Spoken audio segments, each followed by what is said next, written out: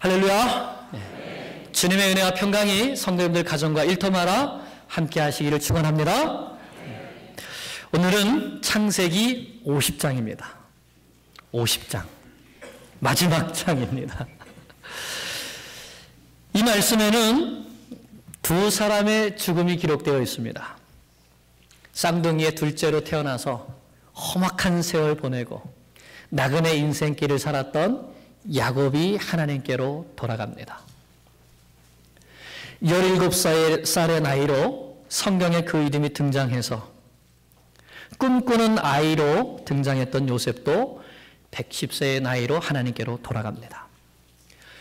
요셉의 인생은 초반에는 참 힘겹고 눈물겹습니다. 형들에게 버림받아서 노예로 팔려가서 종살이하고 감옥살이하고 정말 어려운 시간들을 보냈습니다. 그런데 이 요셉의 마지막 삶을 보면 참 아름답다 하는 생각을 하게 됩니다. 요셉이 어떻게 이렇게 아름다운 삶을 살 수 있었는가? 그것은 그의 인생에 하나님께서 함께해 주셨기 때문입니다.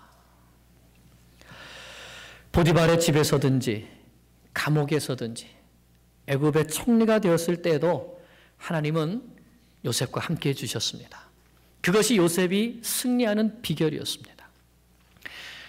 뿐만 아니라 요셉도 함께 하시는 하나님의 손을 꼭 붙들었습니다. 종살이 중에서도 감옥살이 중에서도 나에게 두신 하나님의 꿈과 소망을 잃지 않고 믿음을 잃지 않고 하나님만 바라보며 하나님의 손을 꼭 붙들었을 때에 이렇게 요셉과 하나님의 손이 함께 마주 잡아줬을 때에 그의 인생이 아름다운 인생, 하나님의 뜻을 다 이루어드리는 인생이 될 수 있었습니다. 우리는 요셉을 보면서 나의 인생도 이렇게 아름다울 수 있겠구나 하는 소망을 갖게 됩니다. 왜 그렇죠? 요셉의 하나님이 바로 나의 하나님이시기 때문입니다. 요셉이 하나님을 붙들었듯이 나도 나의 하나님을 붙들면 그 하나님께서 틀림없이 내 인생도 아름답게 만들어 주실 것입니다. 하나님은 우리 인생의 주관자가 되시고 주권자가 되십니다. 그러므로 우리가 하나님의 주권과 섭리를 믿고 하나님의 손을 꼭 붙들면 요셉과 같은 삶을 살게 되는 것이죠. 우리에게 이 믿음과 소망이 있기를 원합니다. 주님 손 꼭 붙들고 하나님의 섭리와 주권을 믿으며 믿음의 길을 달려나가시기를 간절히 축원합니다. 먼저 야곱의 죽음을 보겠습니다. 49장에서 12아들들을 각 사람의 믿음의 분량대로 축복한 야곱이 이제 마지막 유언을 합니다. 49장 29절부터 나와 있는 야곱의 유언이 있는데 이 유언을 한마디로 말하면 내가 죽거든 나를 애굽 땅에 묻지 말고 조상들에게 주시기로 약속하신 땅, 아브라함에게 약속한 땅, 우리 선조들이 묻혀 있는 땅, 바로 그 가나안 땅 막벨라 굴에 나를 장사 지내라 하는 말입니다. 야곱은 130의 애굽 땅에 내려왔습니다. 그 147세에 죽게 되니까 17년을 애굽 땅에서 살았습니다.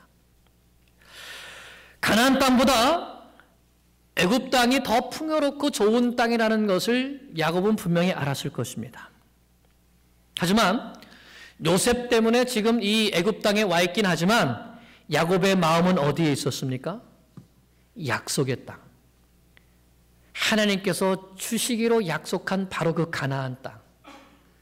나의 믿음의 선조들이 묻혀 있는 땅. 그 땅을 바라보면서 살았던 것이죠. 애굽 땅에 살고 있었지만 하나님의 백성으로서의 분명한 정체성과 자부심을 가지고 살고 있었던 것입니다. 성경을 보면 믿음의 사람들은 한결같이 내가 누구이고 또 나는 어디로 돌아가야 되는 사람인가를 분명히 알고 믿었습니다. 그것은 바로 하나님의 약속에 대한 믿음이 그들의 심령 속에 살아 숨쉬고 있었기 때문이었습니다. 사랑하는 여러분, 우리는 하나님의 자녀입니다. 우리는 어디로 가야 될 사람들입니까? 갈 곳이 없으십니까? 우리는 어디로 가야 될 사람들입니까? 아멘. 예. 하나님 계시는 천국으로 가야 될 사람들이죠. 하나님께로부터 보냄받아서 이 땅에서 사명을 감당하다가 하나님께서 부르시면 천국으로 가야 될 사람들입니다. 그러므로 우리의 소망을 이 땅에 두고 살아야 되겠습니까? 저 하늘에 두고 살아야 되겠습니까? 야곱이 그랬던 것이죠. 애굽 땅에 살고 있지만 애굽 땅에 소망을 둔 것이 아니라 나를 저 약속의 땅, 믿음의 선조들이 묻힌 땅, 하나님이 약속하신 그 땅에 묻어달라고 했던 것이죠. 우리가 내가 누구인가를 분명히 알고 또 내가 어디로 돌아가야 될 사람인가 이것을 분명히 알고 저 하늘을 바라보며 오늘 이 땅에서 믿음으로 살아가시는 주의 백성들이 되시기를 축원합니다. 이렇게 유언을 남기고 야곱이 죽습니다. 요셉이 야곱의 장례를 치르는데 50장 3절에 보니까 무려 70일 동안 곡을 했다고 합니다. 아이고 70일 동안. 예. 이것은 무엇을 말하냐면 야곱의 장례식이 애굽의 국가 장례식으로 치러졌다는 것을 의미합니다. 그 당시에는 바로가 죽으면 72일을 애곡했다고 합니다. 72일을 장례를 한 거예요. 그리고 그 2인자가 죽게 되면 70일을 장례했는데 지금 누가 2인자입니까? 요셉이 2인자죠. 그러니까 야곱이 지금 누구 덕분에 자기 장례를 국장으로 치른 겁니까? 아들 요셉 덕분에 국장으로 장례를 치르는 것이죠. 믿음의 조상들이 이제 묻히는 땅으로 아버지의 명령을 따라서 요셉이 막벨라굴에 장례하기 위해서 올라갑니다. 그런데 이렇게 가나안 땅으로 올라가는 장례 행렬을 보면 어마어마한 무리가 올라갑니다. 바로의 모든 신하들이 올라가고 바로의 궁전에서 섬기는 원로들이 올라가고 애굽 땅의 모든 원로들이 올라갑니다. 요셉이 애굽의 2인자이기 때문에 요셉 밑에 있던 모든 장관들, 모든 장성들 다 함께 올라가는 것이죠. 그리고 요셉의 형제들과 가족들이 함께 올라갑니다. 요셉과 그의 형제들과 가족들이 함께 가나안 땅으로 올라가면서 무슨 생각을 했을까요? 아버지가 왜 자신을 가나안 땅에 묻어달라고 하는가? 왜 그렇죠? 약속 때문에. 그러면서 아버지가 가는 길에 우리도 가야 되겠구나. 나도 이 약속의 땅에 묻혀야 되겠구나 하는 생각을 하지 않았을까요? 이 모습은 나중에 이스라엘 백성들이 출애굽해서 약속의 땅으로 올라가는 그런 것의 그림자가 됩니다. 이처럼 야곱은 요셉 때문에 애굽에서 최고의 대접을 받으면서 믿음으로 마지막 길을 끝까지 달려가서 조상들이 묻힌 가나안 땅 막벨라굴에 묻혔습니다. 야곱을 기르신 하나님께서 야곱의 삶을 끝까지 책임져 주신 것입니다. 이 말씀을 보면서 이런 생각을 해봤습니다. 나의 마지막도, 내 인생의 마지막 길도 이와 같으면 얼마나 복될까. 끝까지 믿음을 지키면서 살다가 나는 믿음의 조상들이 들어간 그 하나님의 나라에 함께 들어가고 나의 모든 자녀들과 아직은 없지만 앞으로 있게 될 손자, 손녀들과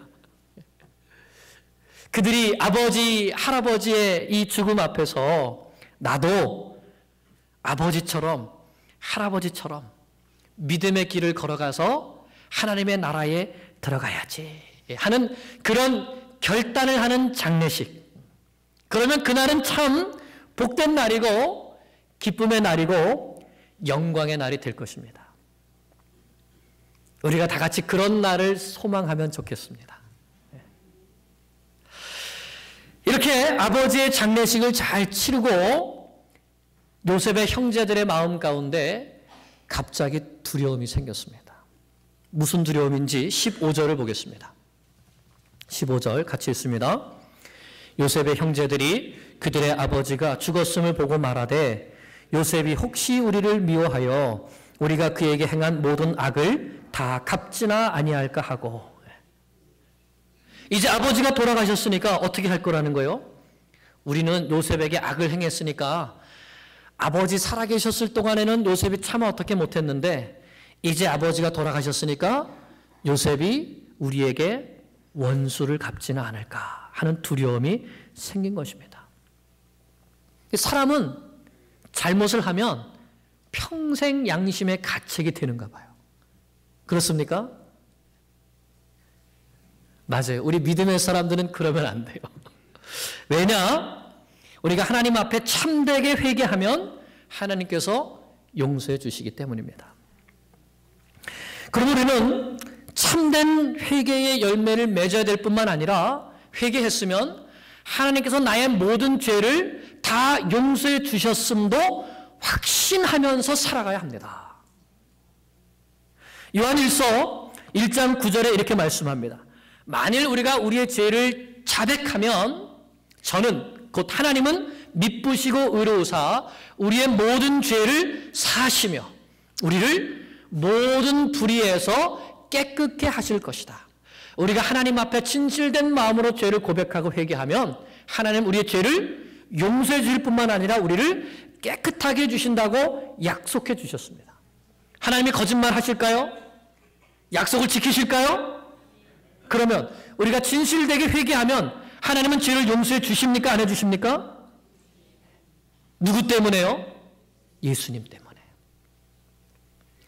이미 예수 그리스도를 통해서 우리의 모든 죄를 십자가에 못 박아 주셨기 때문에 그 보혈의 권세를 믿고 참으로 회개하는 자는 그의 모든 죄를 사하실 뿐만 아니라 하나님의 자녀를 삼으시고 그의 인생 속에 함께해 주시는 것입니다. 예수님의 보혈은 우리의 모든 죄를 깨끗하게 씻기시는 능력의 보혈입니다. 그러므로 형들에게는 바로 이러한 용서의 확신이 없었던 것입니다. 요셉이 그렇게 형들에게 형들이 나를 애굽에 보낸 것이 아니고 하나님께서 나를 애굽 땅에 보냈습니다. 요셉이 하나님이 나를 이 하나님 주권 신앙을 그렇게 얘기했는데 형들에게는 하나님이 요셉을 이 믿음이 없었던 것이죠. 우리가 잘못해서 요셉을 이렇게 지금까지 보고 있는 것입니다. 그래서 어떤 일이 생길 때마다 큰 두려움에 빠지는 것입니다. 우리가 하나님의 용서, 하나님의 주권을 믿지 못하면 날마다 두려움 가운데 살 수밖에 없는 것입니다. 그래서 형들이 어떻게 하죠? 요셉에게 거짓말을 합니다. 17절에 보니까 아버지가 돌아가시기 전에 우리에게 이렇게 말했는데 너에게 잘못한 허물과 모든 죄를 용서하라고 하셨다. 그래요. 아버지가 말할 것 같으면 누구에게 했을까요? 요셉아, 내가 죽기 전에 말한다. 너 형들이 너한테 잘못한 것 이제 다 잊어버리고 용서해 줘라. 누구에게 말했을까요?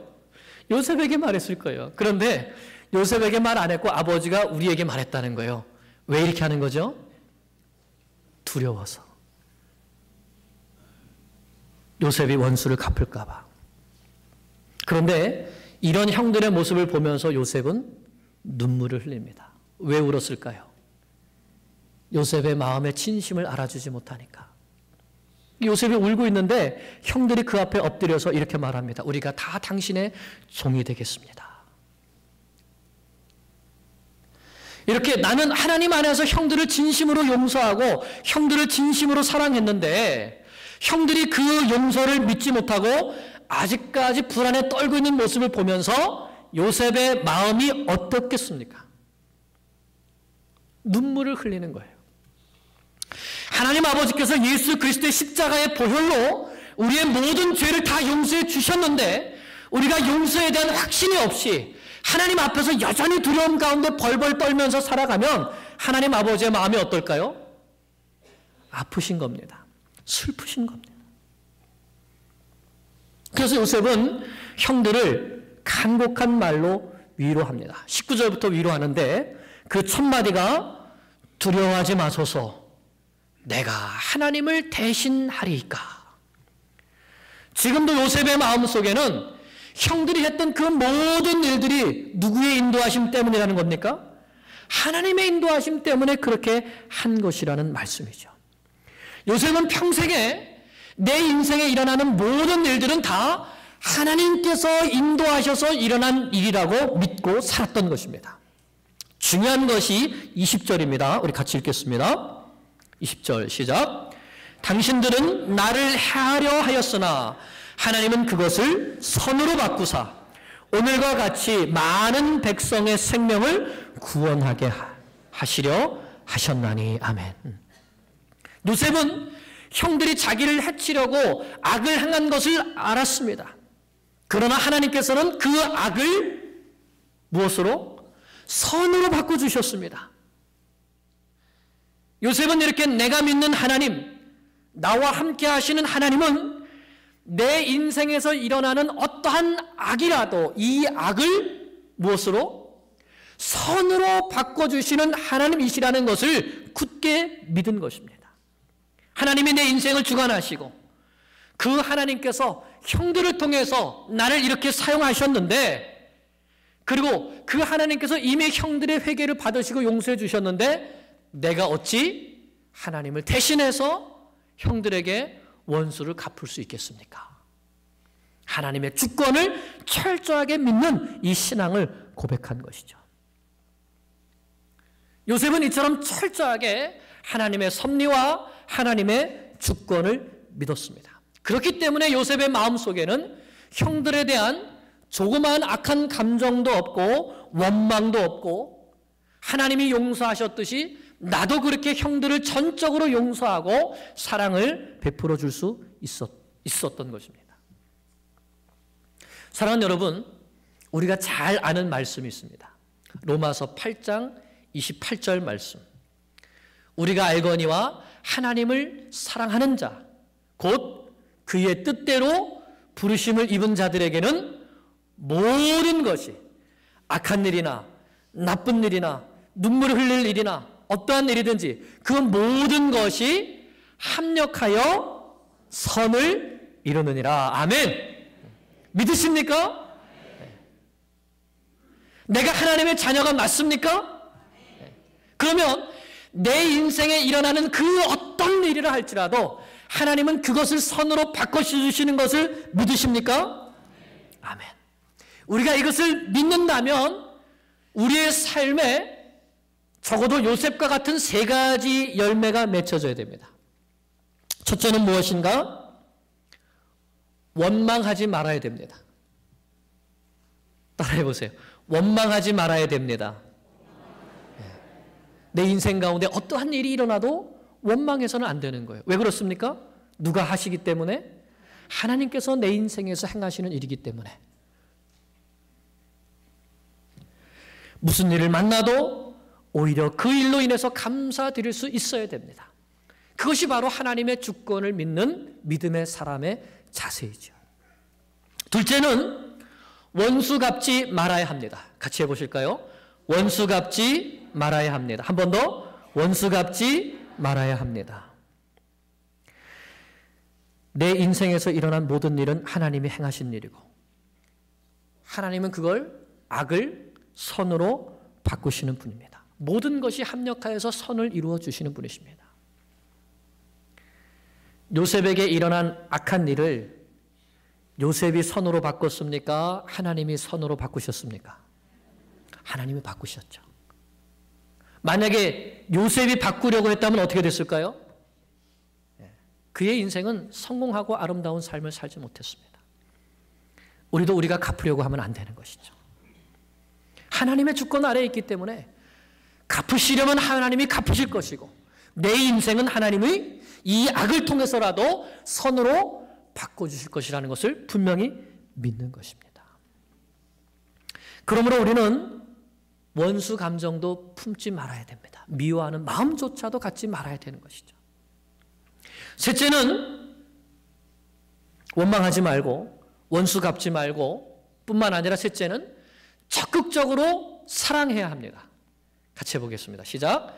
적극적으로 사랑해야 합니다. 요셉처럼 적극적으로 용서하고 적극적으로 사랑해야 합니다. 21절을 보면 당신들은 두려워하지 마소서. 내가 당신들과 당신들의 자녀를 기르리이다 하고 그들을 간곡한 말로 위로하였더라.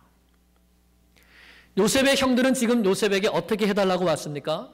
요셉, 우리가 옛날에 했던 악한 일들을 용서해줘. 아버지의 유언이었어. 하면서 우리를 종으로 삼아달라고. 그런데 요셉은 뭐라고 하는 거예요? 하나님이 행하신 일이고 하나님은 그 악을 선으로 갚으셨기 때문에 내가 할 것은 하나도 없다 하면서 오히려 내가 형님들을 돌보겠습니다. 뿐만 아니라 형님들의 자녀들까지도 내가 돌보겠습니다.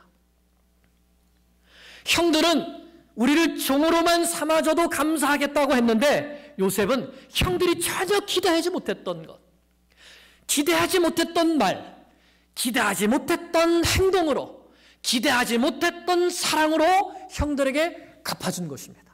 이게 누구의 모습입니까? 예수님의 모습이지요. 우리는 하나님 앞에 온전히 죄인이었습니다. 하나님의 진노의 심판을 받아서 멸망할 수밖에 없었습니다. 하나님을 떠나서 내 마음대로 살았습니다. 그런데 하나님께서는 이런 나를 위해서 독생자 예수 그리스도를 이 땅에 보내주시고 나의 모든 죄를 지시고 십자가를 지시게 하심을 통해서 나의 죄를 해결해 주셨을 뿐만 아니라 나를 하나님의 자녀로 삼아 주셨습니다. 예수님은 날 위해서 십자가에서 죽어주셨을 뿐만 아니라 나의 친구가 되어주셔서 지금도 나와 함께 동행해 주시고 천국까지 인도해 주십니다. 우리가 바랄 수 없는 사랑, 바랄 수 없는 은혜를 예수님께로부터 받은 것이죠. 하나님은 우리도 그와 같은 하나님의 자녀가 되기를 원하십니다. 원한 감정도 품지 않고 원수를 갚지도 않고 나에게 잘못했던 사람이라 할지라도 그 사람이 기대하지 않았던 말과 행동과 사랑으로 갚아줄 때에 그것이 바로 하나님의 영광을 우리의 삶 가운데서 나타내주는 하나님의 자녀가 되는 것입니다. 우리에게 이와 같은 요셉을 닮은 모습, 예수님을 닮은 모습, 하나님의 아들, 딸의 모습이 나타나게 되기를 진정으로 축원합니다. 이제 마지막으로 요셉의 죽음입니다. 요셉은 110세의 삶을 마감하고 하나님께로 돌아갑니다. 17살에 애굽에 팔려와서 13년 동안 종살이하고 감옥살이하고 30세에 애굽의 총리가 되어서 80년을 섬겼습니다. 총 애굽에 있었던 기간이 93년입니다. 그러면 가나안 사람입니까? 애굽 사람입니까? 애굽 사람이에요. 93년을 애굽에서 살았습니다. 옛날에 이 구소련이 미국에 스파이를 보내잖아요. 그러면 이 스파이가 미국에 오면 10년만 있으면 변했다 그럽니다. 미국물 먹어서. 요셉은 90년 넘게 애국물을 먹었어요. 변했을까요? 안 변했을까요? 요셉을 한번 보겠습니다. 임종할 때 요셉이 어떤 말을 남겼는가를 보면 알 수 있습니다. 24절, 25절. 요셉이 그의 형제들에게 이르되 나는 죽을 것이나 하나님이 당신들을 돌보시고 당신들을 이 땅에서 인도하여 내사 아브라함과 이삭과 야곱에게 맹세하신 땅에 이르게 하시리라 하고 요셉이 또 이스라엘 자손에게 맹세시켜 이르기를 하나님이 반드시 당신들을 돌보시리니 당신들은 여기서 내 해골을 메고 올라가겠다 하라 하였더라. 이 말은 요셉의 마지막 말은 단순히 내가 죽거든 고향 땅에 잘 묻어달라 하는 이런 말이 아닙니다. 요셉은 나는 죽지만 나는 하나님께서 이 땅에 보내셔서 나에게 맡겨진 사명을 다 완수하고 나는 주님께로 돌아가지만 영원히 살아계신 하나님께서는 너희들을 돌보시고 너희들을 인도하여 내셔서 아브라함과 이삭과 야곱에게 맹세하신 약속의 땅으로 돌아가게 해 주실 것이다. 요셉에게 지금 무엇이 있습니까? 하나님 의식이 있고 역사 의식이 있는 것입니다. 요셉은 비록 몸은 애굽 땅에서 90년 넘게 살았지만 마음은 어디에 있습니까? 약속의 땅에 있는 거예요. 가나안 땅에 있습니다. 왜 거기에 있습니까? 하나님께서 그 땅을 주시겠다고 아브라함에게, 이삭에게, 야곱에게 약속해 주셨기 때문에. 왜 요셉이 그 땅을 붙들고 있는 것입니까? 하나님의 약속의 말씀을 자기의 심령 속에, 애굽 땅에 살고 있지만 그 땅에서도 하나님의 약속의 말씀을 붙들고 살았기 때문에 그는 마지막까지 그 땅을 사모하며 살았을 뿐만 아니라 다음 세대에게도, 이스라엘 자손들에게도 하나님께서 행하실 역사를 가르치고, 그리고 그 약속의 말씀을 붙들고 너희도 살다가 하나님께서 그 약속을 이루실 때에 내 해골을 메고 가나안 땅으로 올라가라고 말하는 것입니다. 어려서부터 들었던 그 말씀이, 마음속에 새겼던 그 말씀이 요셉의 평생의 삶을 인도하고 하나님께서 이 세상의 역사를 주관하신다는 그 역사의식을 가지고 다음 세대에게까지 하나님의 약속을 전하는 삶을 살았던 것입니다. 이 말씀대로 출애굽기 13장 19절을 보면 모세가 출애굽할 때에 요셉의 해골을 메고 출애굽합니다. 약속의 땅으로 그렇게 갑니다. 이것은 하나님을 믿는 백성의 진정한 소망이 무엇인가를 우리에게 보여주는 것입니다. 그럼 우리는 하나님의 나라의 백성으로서 나는 나의 소망을 어디에 두고 살아가야 하는가를 질문해야 됩니다. 나는 무엇에 소망을 두고 살아가고 있는가를 스스로에게 질문해 봐야 됩니다. 그러기 위해서는 나는 어떤 약속의 말씀을 붙들고 있는가를 살펴봐야 됩니다. 여러분, 인생의 목적이 되는 약속의 말씀이 있습니까? 요셉은 하나님께서 그 땅을 주시겠다는 약속의 말씀을 붙들었기 때문에 평생 그 땅을 바라보면서 살아갔습니다. 여러분은 어떤 약속의 말씀을 붙들고 있습니까? 여러분의 자녀들에게, 다음 세대에게 어떤 약속의 말씀을 전해주려고 하십니까? 요즘 우리 주일학교 선생님들과 또 장로님들과 교육자들과 함께 이 오렌지 사역에 대한 꿈을 꾸고 있습니다. 오렌지가 뭐냐? 시대는 점점 악해져 가고 하나님의 자녀들이, 우리의 자녀들이 고등학생 때까지는 집에 있으니까 부모와 함께 주일학교에 나와요. 그런데 대학을 가든지 직장을 얻든지 떨어져 가게 되면 그러면 교회를 떠나고 세상을 향해 걸어가는 것을 보게 됩니다. 그런 안타까운 마음에서 우리가 어떻게 하면 다음 세대의 자녀들이 하나님을 섬기는 그런 자녀들로 끝까지 남아있게 할 것인가? 그것을 꿈꾸면서 하는 것이 이 오렌지 사역입니다. 왜 오렌지인가? 오렌지 색깔의 사역을 하자는 것입니다. 이 오렌지색은 노란색과 빨강색이 만날 때 생겨나는 것이 오렌지색이죠. 지금 이 그림에는 색깔이 바뀌었어요. 사실 교회가 노란색이고 가정이 빨간색입니다. 교회가 왜 노란색이냐? 교회는 세상의 빛이잖아요. 그렇기 때문에 빛이 노란색이고 가정은 사랑, 그래서 빨간색이에요. 그래서 이 노란과 빨강이 함께 힘을 합쳐야 된다는 겁니다. 지금까지는 노란과 빨강이 따로 놀고 있어요. 교회는 교회대로 열심히 아이들이 오면 가르치는데 그 영향력은 주일에 몇 시간밖에 안 되는 것이죠. 가정은 바쁘고 힘들어서 신앙교육을 부모가 직접 시켜야 되는데 그것을 교회에 맡겨버렸습니다. 교회가 자녀들에게 큰 영향력을 미치기에는 절대적으로 시간이 부족합니다. 미국 교회의 통계는 일주일에 주일학교에서 자녀들을 교회에서 가르칠 수 있는 시간이 40시간밖에 안 됩니다.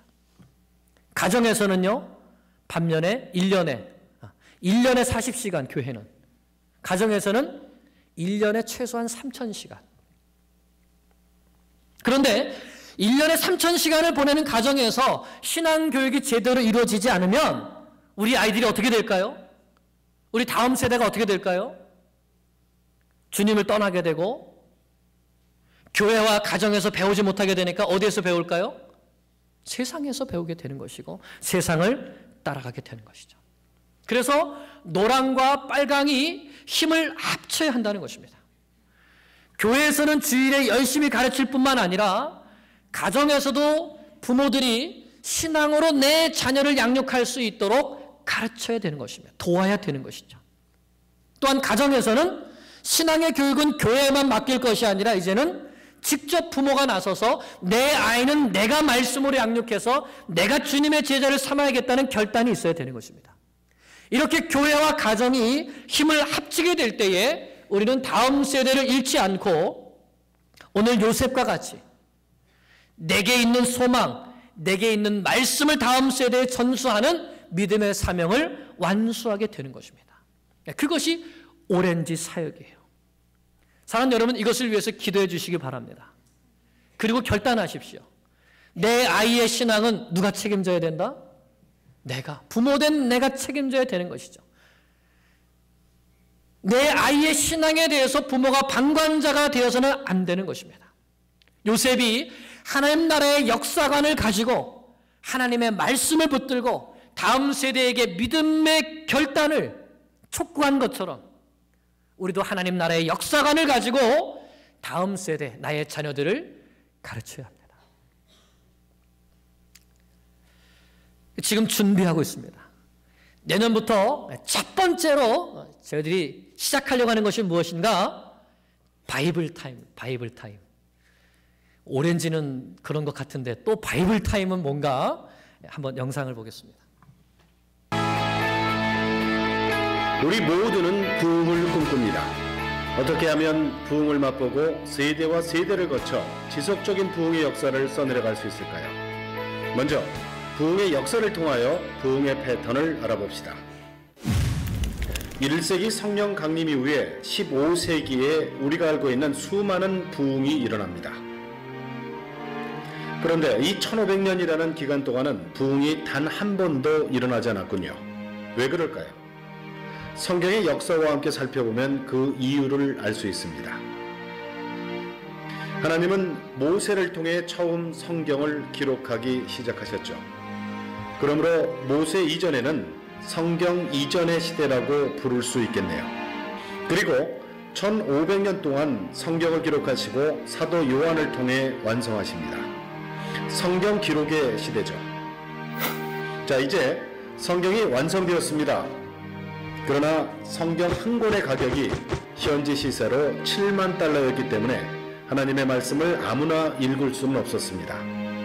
하나님의 말씀이 기록되어 있음에도 불구하고 사람들에 의해 읽혀지지 못했던 성경 암흑의 시대였습니다. 그러나 감사하게도 15세기 구텐베르크 인쇄술의 발명으로 성경이 대량으로 인쇄되고 배포되기 시작합니다. 드디어 누구나 하나님 말씀을 읽고 들을 수 있는 시대가 왔네요. 이렇게 사람들이 성경을 직접 읽기 시작하면서 세계 도처에서 대부흥이 일어나기 시작합니다. 자, 부흥의 패턴을 눈치채셨습니까? 그렇습니다. 하나님께서는 그 백성이 말씀을 읽을 때에 부흥을 허락하셨습니다. 성령님께서는 말씀을 제대로 일하시기 때문에 우리 마음 안에 하나님 말씀, 즉 장작이 없으면 부흥의 불길이 타오를 수 없는 것이죠. 그런데 사실 지금까지 일어났던 부흥에는 공통적으로 큰 약점이 있었습니다. 부흥의 역사를 다시 보도록 하죠. 무엇일까요? 아하, 세계 곳곳에서 일어났던 이 대부흥들은 모두 30년을 넘기지 못했군요. 현 세대는 열심히 하나님의 말씀을 읽어서 부흥을 맛보게 되지만 그 다음 세대까지는 부흥의 불길이 전해지지 않은 것입니다. 그럼 어떻게 하면 이 부흥의 불길을 다음 세대까지 지속시킬 수 있을까요?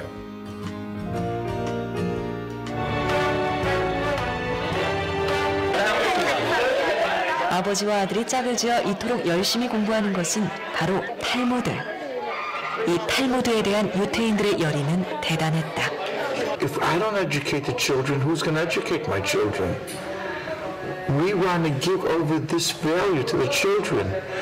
You know what's going on in the world. You know the problems. And if we don't teach them, they're going to pick it off the street.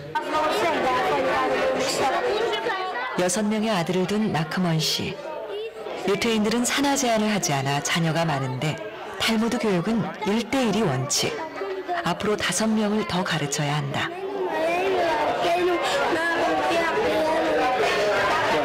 Our whole life surrounds on raising our children. That's all we are interested in, that our children should be raised properly. 유태인 아빠는 아이들을 가르칠 때 탈무드식으로 끊임없이 질문하면서 아이 스스로 대답하게 한다.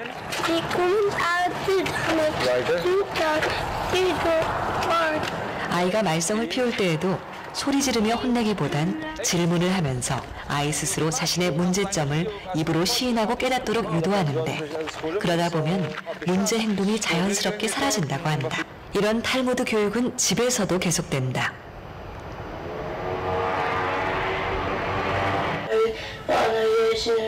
10살인 모세는 일주일에 2-3번 아빠와 함께 탈무드를 공부한다.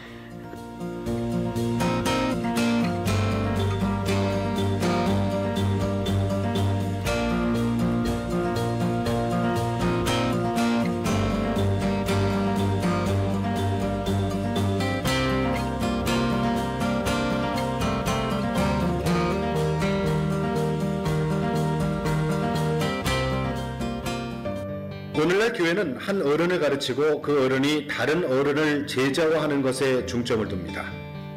그 결과 교회는 성장했지만 우리는 다음 세대를 잃어버리고 말았습니다. 일주일에 한 번 참석하는 주일학교만으로는 우리 자녀들을 제자화하기엔 충분하지 않습니다.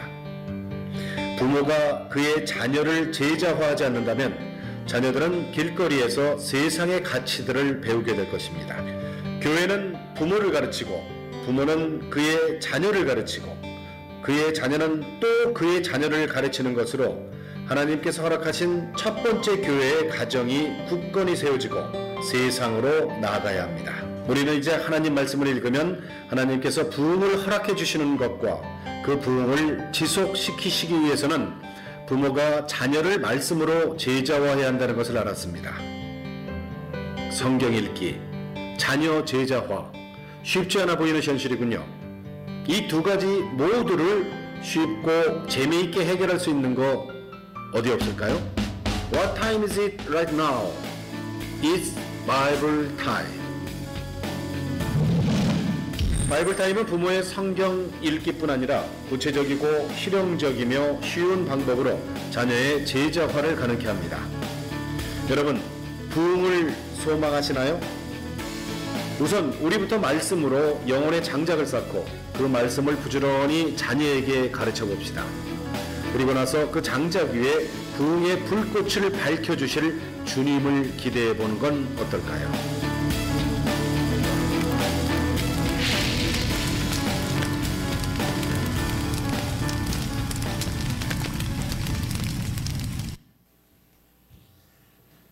부모님의 마음에 말씀이 있어야 그 말씀이 자녀들에게 가는 것은 당연한 것이죠.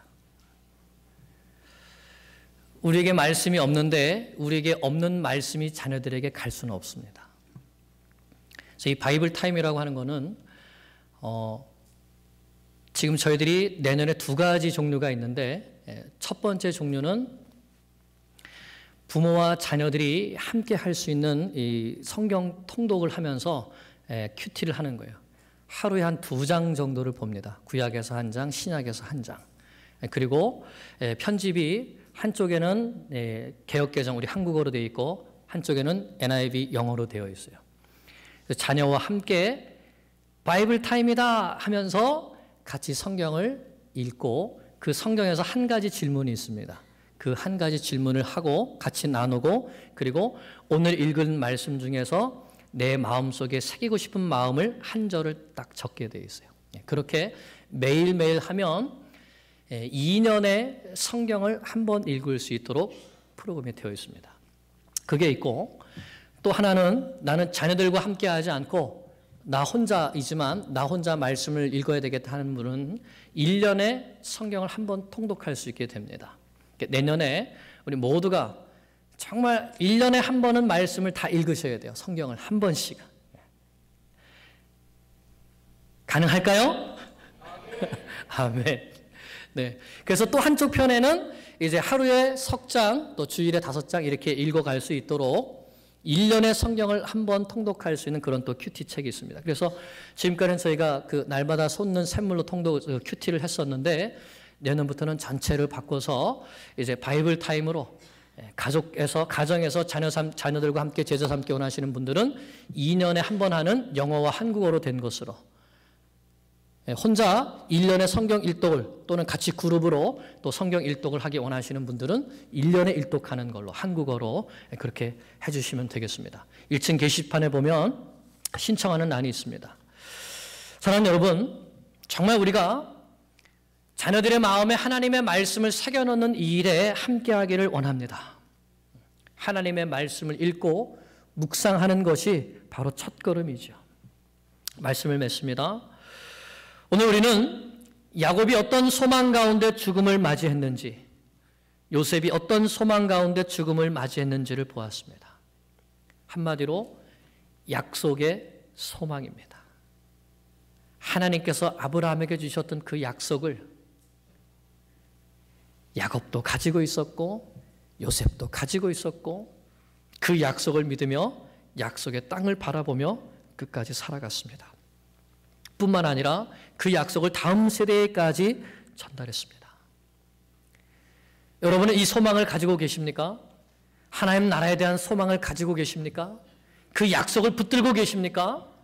이 소망을 가지고 그 약속을 붙들고 하나님의 나라를 바라보며 다음 세대를 주님 앞으로 인도하는 우리가 될 수 있기를 간절히 축원합니다. 기도드리겠습니다.